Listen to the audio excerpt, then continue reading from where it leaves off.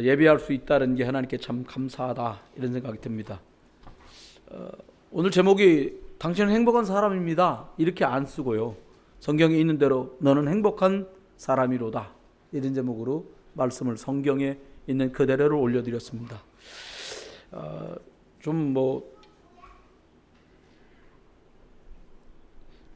전에 이렇게 조그만 잡지에서 읽은 내용이에요. 그때 보니까 유머라는 코너가 있더라고요. 그래서 보게 됐는데, 머리카락이 하나도 남지 않은 그 마을에 아주 최고 부자가 있었는데, 이 사람이 그 남자 미용사가 있는 미용실을 들어가서 자리에 앉았어요. 그러니까 누군지 다 아니까요. 근데 미용실이라는 데가 이렇게 머리카락을 이렇게 자르기도 하고 파마하는 곳인데, 머리카락이 하나도 없는 그 마을 최고의 갑부가 미용실에 들어서 딱 앉으니까 미용사가 상당히 당황을 한 거예요, 남자 미용사가. 그래서 이렇게 말했습니다. 머리를 어떻게 해드릴까요? 늘 물었던 대로 이렇게.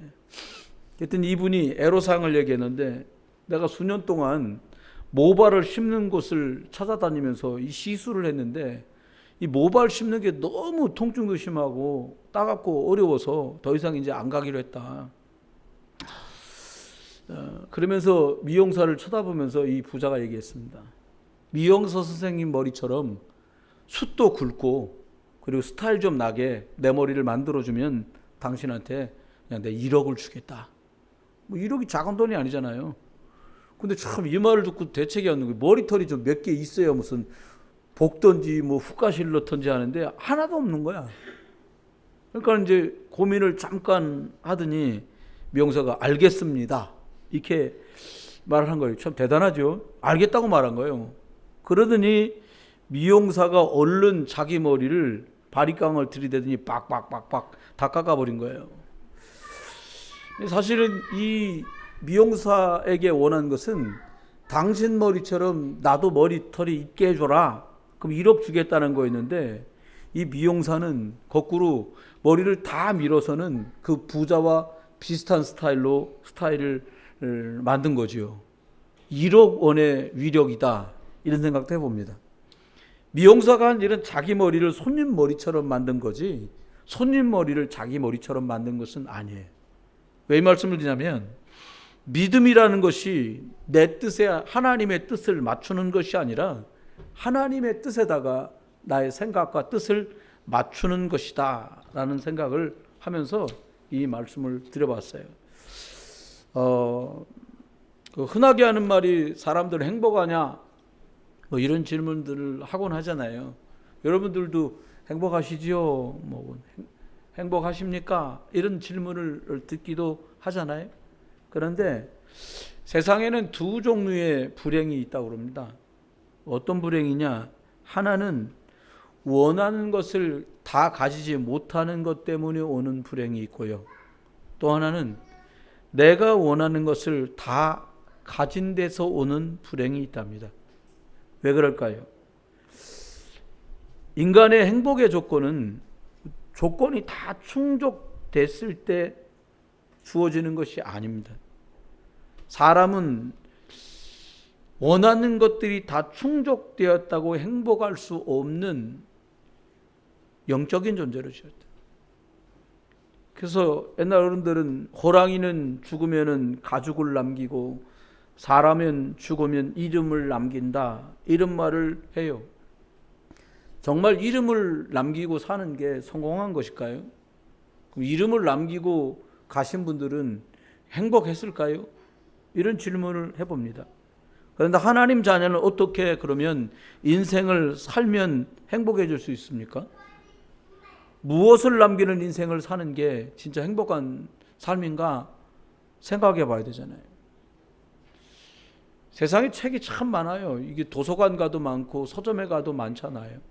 그런데 예수님께서는 당신 손으로 직접 책 한 권도 남기시지 않았는데 인류 역사상 가장 최고의 영향력을 끼치신 분이 예수 그리스도시란 말이에요. 도대체 무엇을 남기는 삶을 어떻게 살아야 행복한 인생이라고 말할 수 있을까?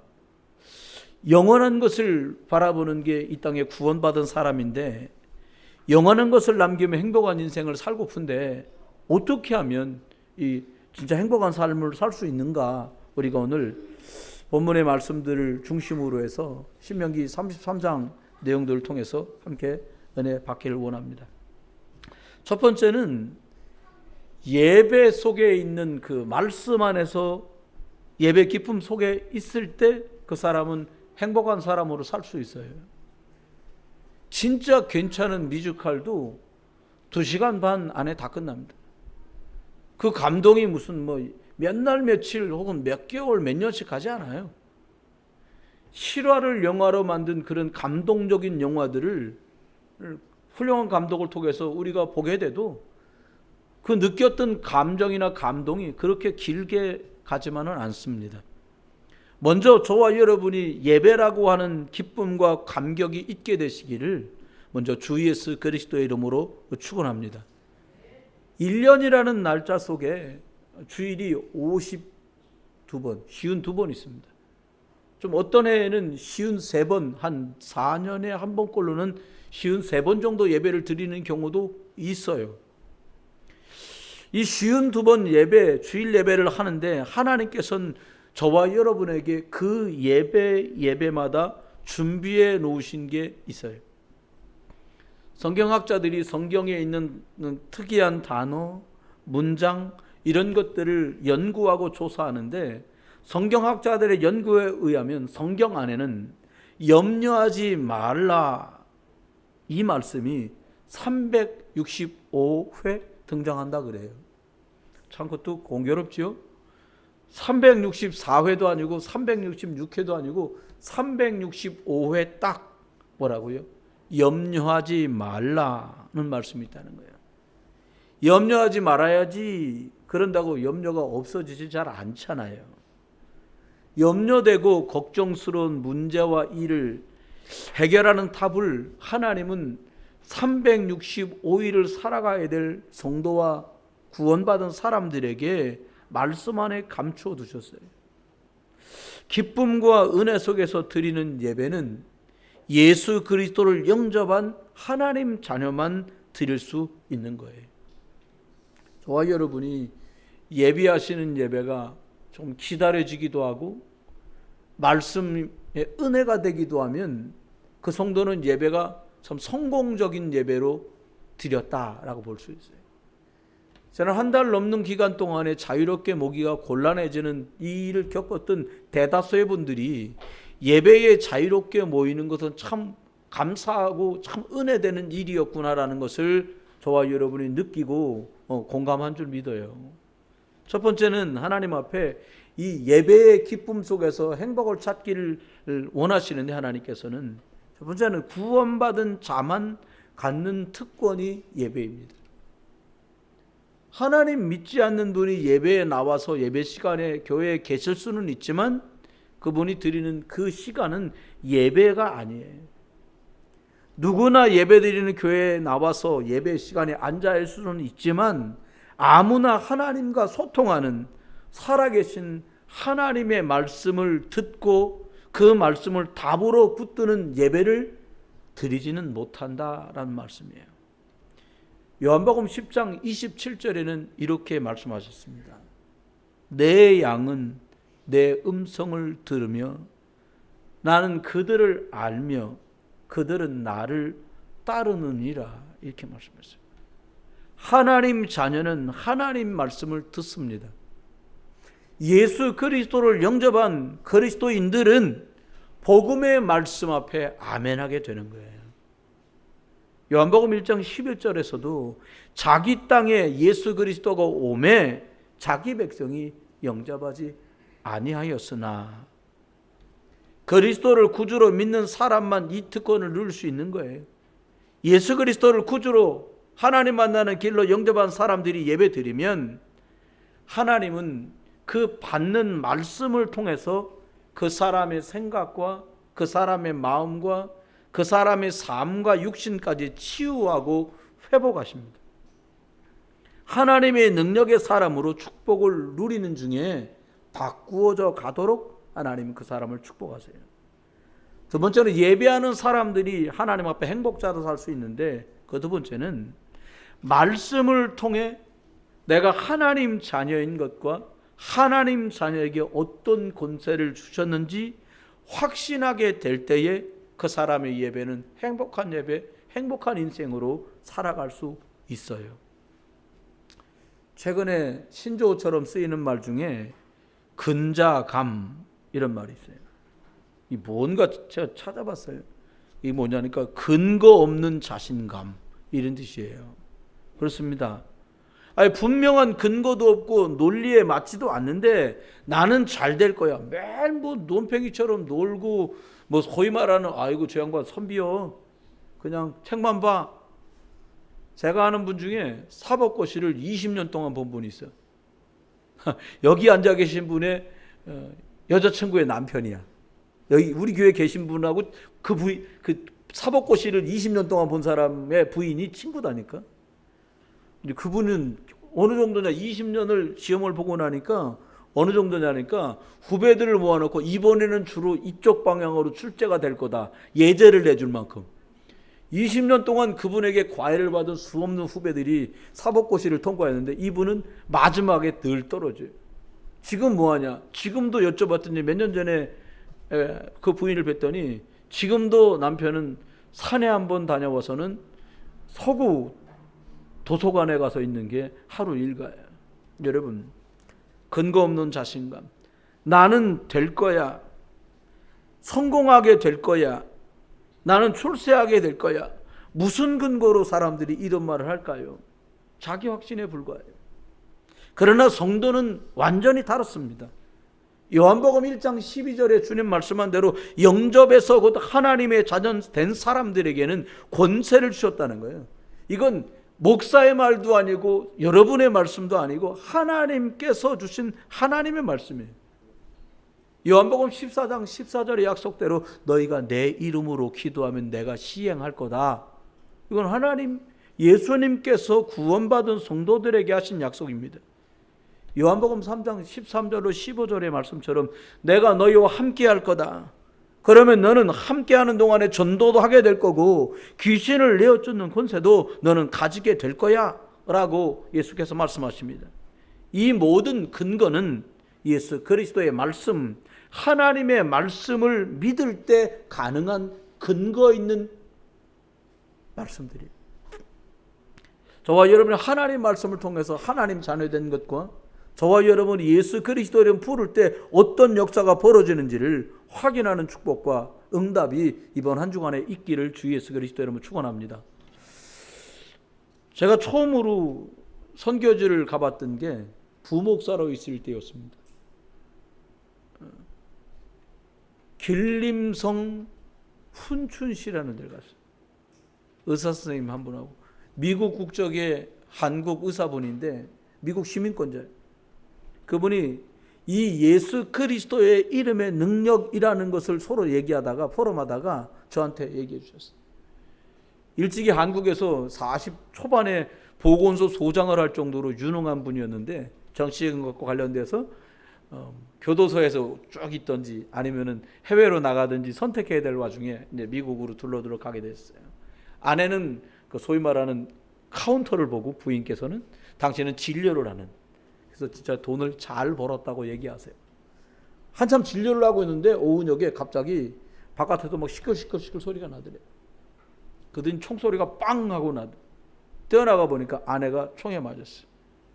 근데 강도가 들었는데 이 강도가 늘 가난한 것 때문에 어려워서 진료를 받지 못했던 당신들이 늘 돌봐줬던 그 근처에 있던 사람이더래요.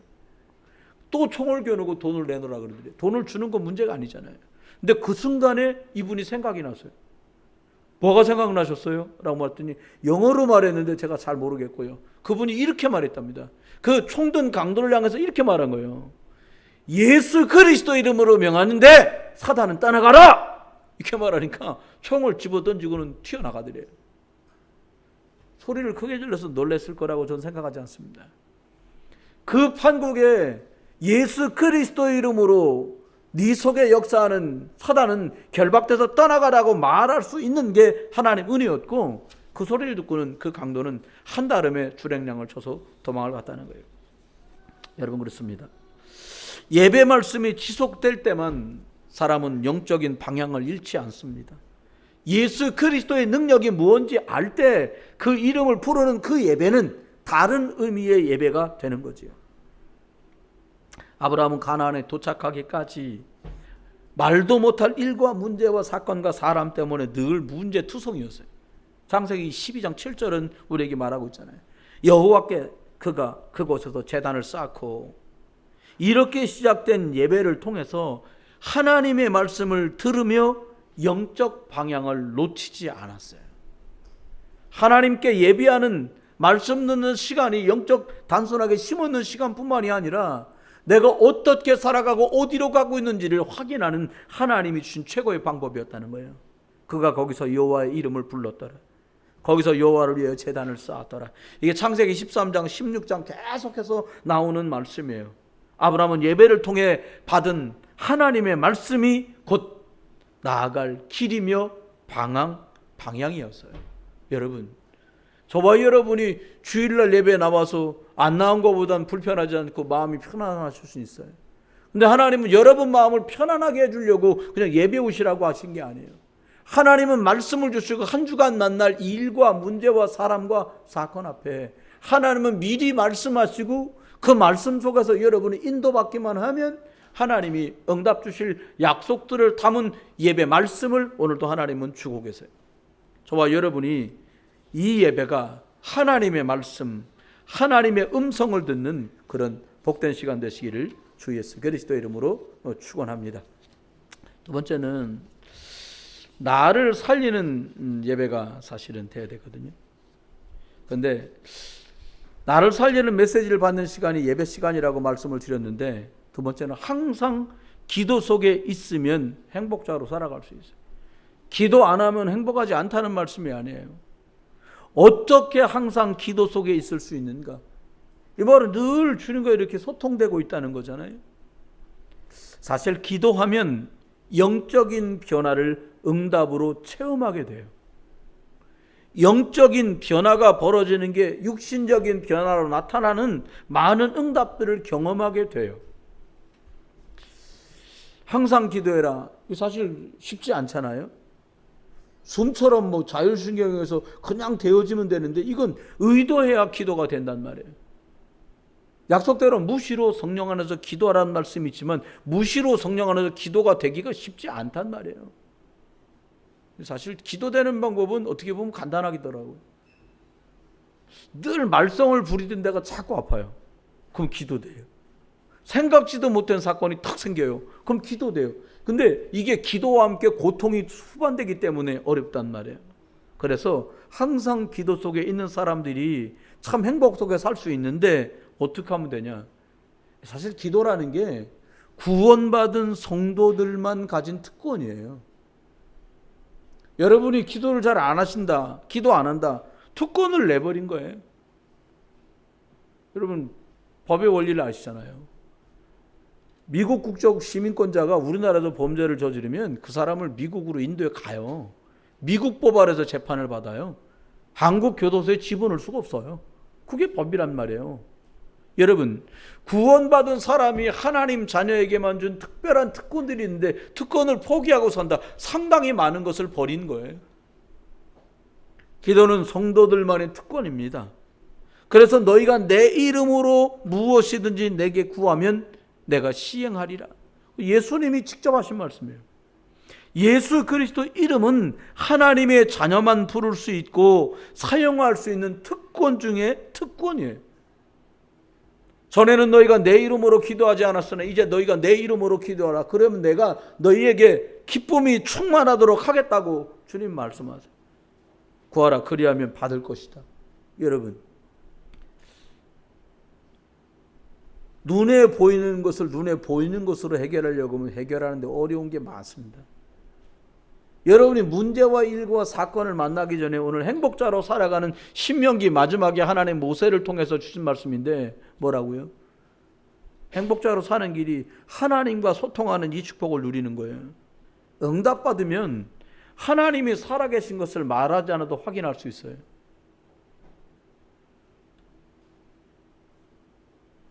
여기 지금 이게 꽃 모양이 있는데 이대로 있습니다. 더 시들지도 않고 더 피지도 않아요. 이쪽에 있는 건 여러분 잘 정리를 해서 그러는데 주중에 와보면 한 개, 두 개씩 꽃이 떨어져 있어요. 이파리가. 여기 생활하라. 조만간에 이게 이제 꽃 핀 게 다 마무리가 될 거예요. 살아있다는 증거예요. 여러분, 저와 여러분이 하나님의 말씀으로 기도, 예수 그리스도 이름으로 기도하면서 응답받는 성도가 기쁘게 신앙생활을 할 수 있는 비결이 뭐냐? 내가 하나님께 집중하면서 말씀을 받았더니 내 삶에 변화들이 왔어요. 내가 예수 그리스도 이름으로 집중했는데 하나님이 일하신 것들을 나도 확인했고 좀 더 시간이 가고 이것이 축적됐더니 많은 분이 볼 수 있어요. 그러면 기쁘지 않아도 기뻐져요. 얼마 전에 기도 제목을 나누면서 후배 목사님이 이런 얘기를 하는 거예요. 강직성 척추염. 그게 좀 더 시간이 지나면 어떻게 되냐면요, 이 뼈들이 다 굳어서 고개가 마음껏 돌아가지질 않아요. 더 되면 어떻게 되느냐, 엉덩이가 닿고 허리가 닿고 등이 닿고 누워도 머리가 바닥에 닿지 않고 공중에 이렇게 약간 들려있는 상태가 돼요. 우린 되면 머리도 닿잖아요. 그런데 이 후배가 이런 말을 했어요. 그것 때문에 46, 7밖에 안 먹어서 한참 됐는데, 근데 그것 때문에 고민할 줄 알았더니 이렇게 말을 하는 거예요. 사실 처음에 이 소식을 알았을 땐 굉장히 절망적이었다는 거예요. 그런데 지금은 이것 때문에 주신 시간들을 좀 더 의미 있고 좀 더 정확한 복음을 전해야겠구나라고 하는 자기 자신의 내면적인 채찍처럼 쓰고 있다는 거예요. 너에겐 자유롭게 움직이고 쓸 수 있는 시간이 그렇게 다른 사람처럼 많이 남아있지 않아. 너 지금 주어진 이 시간들을 복되게 쓰고 효과적으로 사용해야 돼. 이런 스스로를 그렇게 채찍질하는 데 사용하고 있다는 거예요. 여러분, 영적 싸움 할 수 있는 최고의 무기가 기도입니다. 사람이 세상을 살면서 싸움을 잘해야 돼요. 멱살 잡는 싸움이 아닙니다. 다니엘은 자신을 모함하는 사람들과 말싸움, 힘싸움, 칼싸움 이런 거 하지 않았습니다. 기도로 영적인 싸움을 싸워서 결국은 승리했어요. 다니엘 6장 10절 말씀대로 자기 집에 돌아가서 윗방에 올라가 예루살렘을 향해 창문을 열어놓고 전에 하던 대로 하루 3번씩 무릎을 꿇고 기도하며 그의 하나님께 감사하였더라, 이렇게 말씀하고 있어요. 여러분, 상황이 절박한데 감사한다? 어려운 얘기잖아요. 쉽지 않은 얘기잖아요. 바울도 말합니다. 에베소서 6장 18절 이전 버전에서는, 번역본이 지금은 새로 개정되어 있는데 앞전에 있었던 번역본에서는 무시로 성령 안에서 기도하고 라고 말했어요. 이번 성경에는 항상 성령 안에서 기도하고 이렇게 말했어요. 또 말합니다. 마귀의 관계를 능히 대적하기 위해서, 관계가 뭐예요? 간사스러운 계획, 망하게 만들고 실패하게 만들고 예틀에 걸리게 만들려는 이것과 대적하기 위해서 너는 전신갑주를 입어라. 아멘. 기도는 일부에 불과해요. 구원의 투구를 쓰고 가슴에다 갑옷을 입고 그리고 방패를 들고 진리의 허리띠를 띠고 복음의 평안에 예비한 신발을 신고 살아가라고 말씀하고 있어요. 세 번째는 일 문제 사람 사건을 기도로 해결할 수 있습니다. 항상 기도하는 사람은 왜 기도하냐? 재주가 없고 무능해서가 아니에요. 일도 있고 문제도 있고 사람 때문에 사건 때문에 여러 많은 상황이 벌어지는데 이것들이 기도되어질 때 성령이 어떻게 일하시는지를 맛보기 시작하면 정말 기도가 시작된다는 거예요. 드로아에서 인도받기 위해서 기도하는 중에 마케도냐로 가는 그 하나님의 성령의 지시를 받게 돼요. 빌립보에 도착했는데 어디로 가야 되고 어떻게 해야 되는지 모를 때에 기도할 곳을 찾아서 기도하며 움직일 때에 주께서 그 마음을 열어 바울의 말을 듣게 했던 여인이 있는데 그 사람이 루디아였어요. 또 기도하는 곳으로 가다가 기도하면서 늘 빌립보의 기도로 전도를 꿈꾸었던 이 바울에게 귀신 들린 여종을 살리게 되는 응답도 따라왔어요. 여러분, 세상 어떤 것보다 많은 것들보다 급하고 중요한 게 있어요. 여러분, 미국에 우리나라 대통령 몇 분 안 되시니까 기억하지만 고려시대 때 왕들 이름 해봐라. 몇 명 몰라요 우리. 근데 남의 나라인데도 미국 얘기하면서 미국의 16번째 대통령, 그럼 노예 해방을 했던 아브라함 링컨 대통령, 이거 다 알아요. 그분 일화가 있잖아요. 남쪽과 북쪽의 전쟁이 붙었는데 남쪽에는 모카를 키워서 옷을 만들어야 되니까, 섬유를 만들어야 되니까 노예가 필요해요. 북쪽엔 필요 없어. 그런데 남북 전쟁이 붙었는데 돈이 더 많으니까 남쪽 계속 북군이, 링컨 대통령이 대통령으로 있던 그쪽이 계속 밀리는 거예요. 전세가 막 왔다 갔다 맞고 너무너무 경기가 안 되니까 전세가. 급히 장군이 파발을 보내갖고 말을 하는데 대통령 빨리 바꿔달라고. 안 된다고. 좀 기다리시라. 뭐가 전쟁보다 급한 게 뭐 있냐고, 빨리 대통령 만나게 해달라고. 안 된다고. 3, 40분 지난 다음에 대통령이 집무실에서 나와서 접견실에 사람 만나는 거. 그러면서 이렇게 얘기했다니. 내가 영의 식탁에 나가기 전에 육의 식탁에 나간 적이 없고, 세상에 어떤 사람을 만나는 시간보다 내가 예수 그리스도 이름으로 하나님을 만나는 시간을 뺏을 자가 없다는 거예요. 여러분, 어떻게 전쟁하면 이기겠다, 서쪽으로 할까 동쪽으로 할까, 포를 얼마나 더 쏴야 되냐, 이걸로 이긴 싸움이 아니라 하나님께 기도하는 대통령을 두었던, 기도의 영적 싸움을 알았던 그 사람들이 배경이 되어서 전쟁은 북군이 이기고 남북이 통일되는 일을 만나게 돼요. 여러분, 저와 여러분이 이제는 마음속에서 결정을 해야 돼요. 어떻게? 행복하다, 행복하지 않다. 옆에 분한테 한번 여쭤보세요. 한번 쳐다보세요. 옆에 분. 그래, 얘기해보세요. 행복하십니까? 마치 어떤 분들은 내 얼굴 보면 행복한 게 보이냐 너는? 그런 분도 계실 수 있잖아요. 근데 그렇지만이 않거든요. 가만히 있다고 안 행복한 거 아니에요. 막 웃고 있다고 행복한 것도 아니에요. 어떤 의미를 갖느냐 따라 달라요. 전 잘 모르는데 우리나라에 나오는 조기, 그 굴비 중에 제일 유명한 게 영광굴비랍니다. 근데 이 굴비가 영광서 잡히는 게 아니고 칠산 앞바다에서 잡혀가지고 와가지고 실제로 영광굴비라고 나오는데, 영광서 말리는 것도 아니고 법성포라는 데서 말리는데 상표가 영광굴비라고 나와. 아니, 똑같은 조기가 잡혔는데 이 기가 막히게 만들어갖고 영광굴비 그러면 아주 날개 돋친 듯이 천일염에다가 해풍에 말린 것 최고로 쳐주잖아요. 또 아시잖아요 여러분, 간고등어?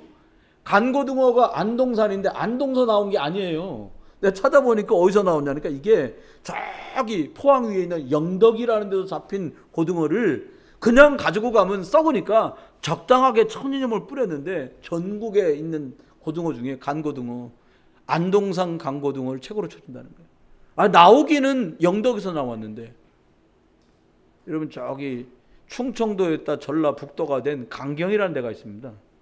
강경은 저 군산 앞바다 잡힌 그 많은 좋은 해산물들을 끌어다가는 금강에 배를 띄워갖고 강경까지 가서는 소금 뿌려가지고 뭘 만들어요? 강경 젓갈을 만들어요. 오늘 뭐 식사 안 하신 분들은 많이 배고프실 텐데 이런 말씀 드리면, 전부 다 원래 난 곳에서 유명해진 게 아니라 가져다가 가공해갖고 만들었어요. 저기라도 영광굴비를 최고로 치고요, 고등어는 안동 강고등어 최고로 치고요, 젓갈은 우리가 잘 아는 것처럼 강경 젓갈의 명성이 유명해요. 지금 저와 여러분이 같은 장소에서 찬송을 부르고 같은 말씀을 듣고 같이 예배를 하는데 신앙의 열매 각각 다르게 맺게 돼요. 가장 아름답고 훌륭하게 영적인 것을 누릴 수 있으려면 우리가 내가 어떻게 그 말씀을 내 것으로 만들 거냐에 달려있는 거예요. 세 번째입니다. 저와 여러분이 어떻게 하면 행복자로 삽니까? 범사의 전도 속에 있으면 돼요. 정말로 범사를 찾아보니까 판시 그렇게 말했어요. 그게 뭐냐니까 뭐 이상하네요 발음이. 범사란 말이 뭔가 하니까 모든 일이라는 뜻이에요. 모든 일 속에서 전도를 생각해라 이 말이거든요. 그러면 행복해진다는 거예요. 여러분, 구원받은 하나님의 사람은 믿음의 결국은 영혼 구원에 있거든요. 구체적으로는 부활 메시지가 성취되는 것, 하나님이 가장 기뻐하시는 건데, 범사 살아가면서 모든 일을 생명 살리는 일과 연결시킬 때 그 사람은 행복하게 살 수 있다는 거예요. 예배 기쁨, 기도 누림 속에 있을 때만 복음 전할 현장이 보여요. 가끔 저는 전도하면서 같이 나간 팀원인 집사님이나 안수 집사님, 권사님들에게 부목사 때 들었어요. 뭐라고? 목사님, 이 아파트는 국산차는 있지도 않아요. 이 아파트요, 목사님, 몇 억인 줄 아세요? 이런 소리 정말 많이 들었어요. 여기는 전도라고 하기 진짜 쫄려. 막 이런 말 들어봤어요. 근데 왜 쫄려? 그러니까 우리 봉고차 타고 날아가고 전부 12명 타고 훅 내려가고 쫄려. 나는 주공 사는데요. 그 사람이 주공 사는지 만지 어떻게 합니까? 여러분이 봉고차 타고 왔는지 아니면 벤츠를 타고 왔는지 누가 합니까? 근데 스스로 그래요. 예배 속에서 하나님의 말씀으로 최고의 축복을 누리고 기도의 응답 속에 있는 사람만 저 사람에겐 별거 다 있지만 한 가지가 없구나. 예수 그리스도의 생명이 없구나 라고 볼 수 없으면 더 가진 사람 앞엔 주눅 들고요, 덜 가진 사람, 못 가진 사람 앞엔 거만을 피워야 돼요. 여러분, 성령과 지혜가 충만하여 칭찬받던 7 집사 중에 한 사람이었던 스데반은 바리새인이라고 옷도 남다르게 입고 옷 끝에다 이렇게 술 달다고 하잖아요. 이렇게 부슬부슬한 거. 그리고는 거만하게 길거리에서 손을 높이 들고 기도하는 것처럼 보였던 그 사람들에게 생명이 없이 율법에 잡혀서 죽어가는 그 현장을 봤습니다. 그래서 복음을 말했어요. 내가 만났고 누리는 그리스도를 전달하는 게 삶 속에서 전도예요. 예수 믿어라 뛰들르고 여기저기 사방을 다니는 게 아니에요. 죽음 위기에서 재판을 받는데 예수 그리스도에게 잘못하면 사형인데 말합니다. 다른 이로서는 구원을 얻을 수 없나니 천하 사람 중에 구원 얻을 만한 다른 이름을 주신 일이 없음이니라. 사형 온도가 떨어지게 되는데 그 자리에서 어떻게 이렇게 말을 할 수 있어요? 사도행전 3정 사건을 기억하십니까? 늘 오르락내리락 하면서 어릴 때부터 사냈던 그 성전 앞에 수십 년째 앉아있던 그 안전뱅이를 향해서 말합니다. 은금 갖고 네 문제는 해결되지 않아. 세상의 보화로는 해결되지 않아. 세상의 학문과 의학과 과학으로는 해결할 수 없어. 하지만 내게 있는 것을 너에게 주는데 너 나사렛 예수 그리스도 이름으로 일어나서 걸어라 라고 말하는 순간에 그 사람의 인생이 바뀌었어요.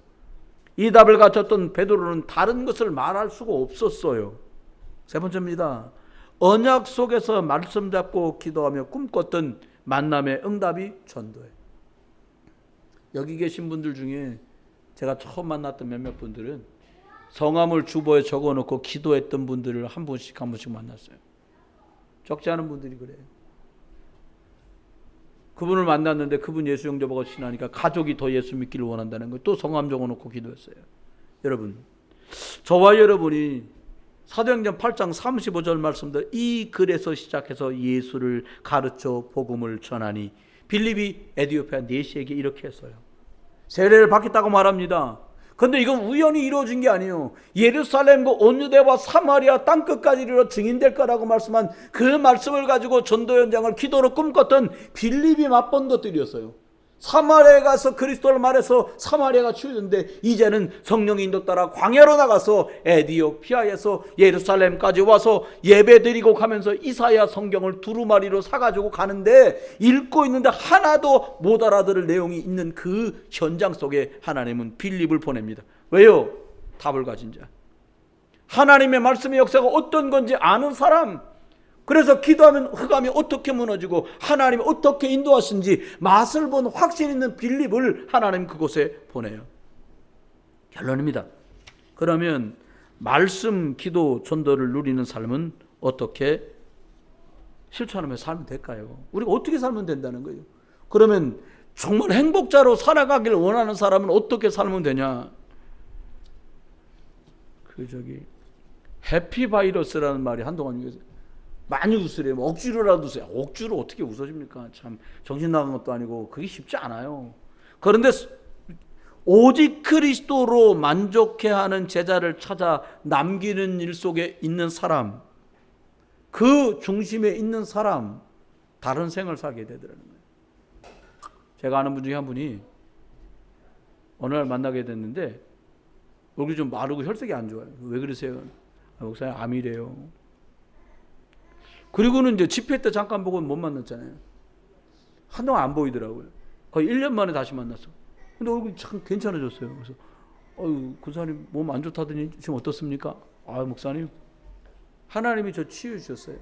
약도 먹고 병원에서 도움도 받았는데 가장 중요한 건 내가 사람 살리는 현장에 있는 동안에 하나님은 좋은 약도 만나고 좋은 의사도 만나서 완전히 말끔히 다 낫게 됐어요. 여러분, 사람 살리는 현장에 있는 사람은 하나님은 다른 사람으로 취급하시고 다른 사람으로 축복하세요. 두 번째입니다. 또 현장에 문제 만난 자가 너무 많아요. 정말로 영육간에 문제 가진 사람이 너무 많아요. 이 사람들을 복음으로 섬기고 치유해 줘야 되겠구나라고 그 중심 때문에 만남의 축복을 누리는 사람들은 하나님은 행복하게 만들어 주시는 거예요.